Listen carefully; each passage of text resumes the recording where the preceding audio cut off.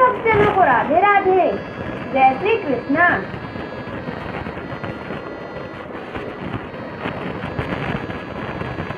संक्षिप्त गरुड़ पुराण अध्याय 174 राही घृत आदि स्नेह पाकों की निर्माण विधि तथा विविध रोगों में उनका उपचार।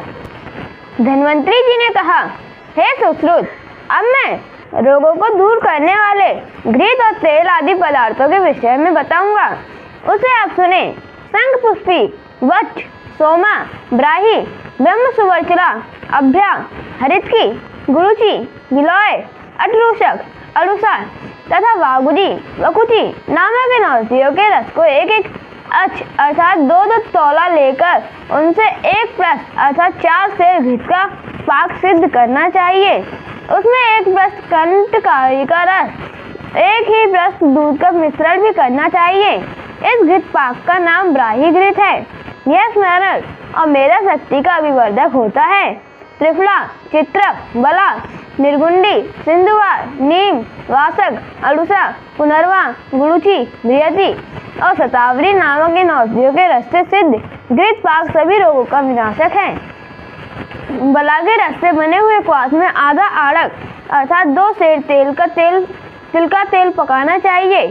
इस क्वाथ पाक के साथ मुलेठी, मरीठ, चंदन, नीलकमल, लाल कमल, छोटी इलायची, पिपली, कुष्ठ, दालचीनी, बड़ी एला, कपित की छाल, अगरू, केसर, अश्वगंधा तथा जीवंती की कल्क और एक आड़क अर्थात 4 सेर दूध मिलाना चाहिए।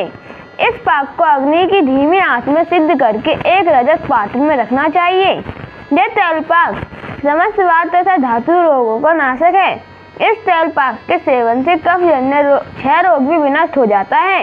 इसका नाम राजवल्लभ है।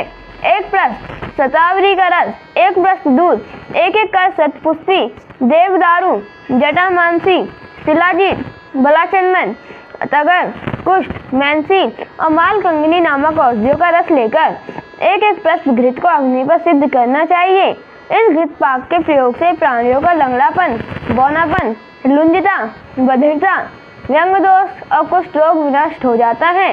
वायु दोष के कारण जिनका शरीर दुर्बल हो गया है, जो मैथुन में आसक्त है, वे दवस्था के कारण जो जर्जर शरीर वाले हो गए हैं, आदिमान नामक रोगों के कुप्रभाव से जिनके मुख शुष्क हो गए हैं, उनके उन सभी विकारों का यह घृत पदार्थ विनाशक है।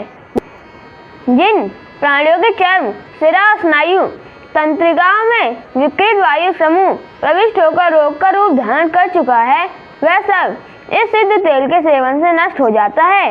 इस तेल का नाम नारायण तेल है।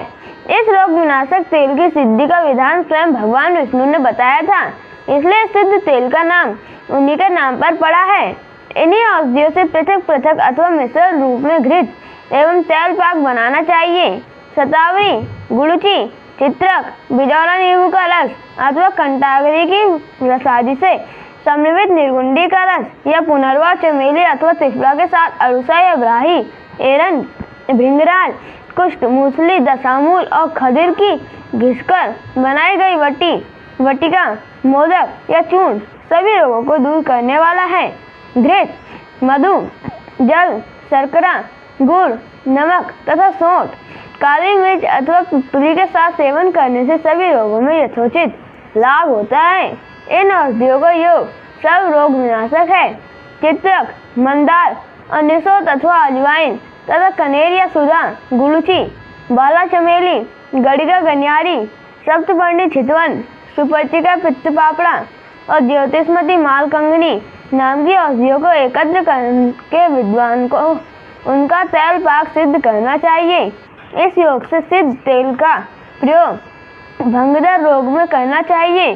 शोधन रोपण तथा सर्ववर्णकारक चित्रकालिक जो महातेल है, वे सभी प्रकार के रोगों का निवारण करते हैं। अजमोदा, सिंदूर, हरताल, हल्दी, दारू हल्दी, यवाक्षर, छज्जी, समुद्रफेन, अदरक, सरल द्रव, इंद्रायण, अपामार्ग, केला तथा तिंदुक को समान भाग में लेकर सरसों का तेल, बकरी के मूत्र तथा गोदूध को मिलाकर मंद मंद अग्नि की आंच पर पाक करना चाहिए। इस तेल पाक का नाम अजमोदादी तेल है। यह गंडमाला नामक रोग को दूर करता है। विद्वान व्यक्ति को सबसे पहले इस गंडमाला नामक रोग में होने वाली फुंसियों को पकाना चाहिए। तदनंतर उनका शोधन करके इसी अजमोदक आदि तेलों से घाव को भरते हुए उसमें कोमलता लाने का प्रयास करें।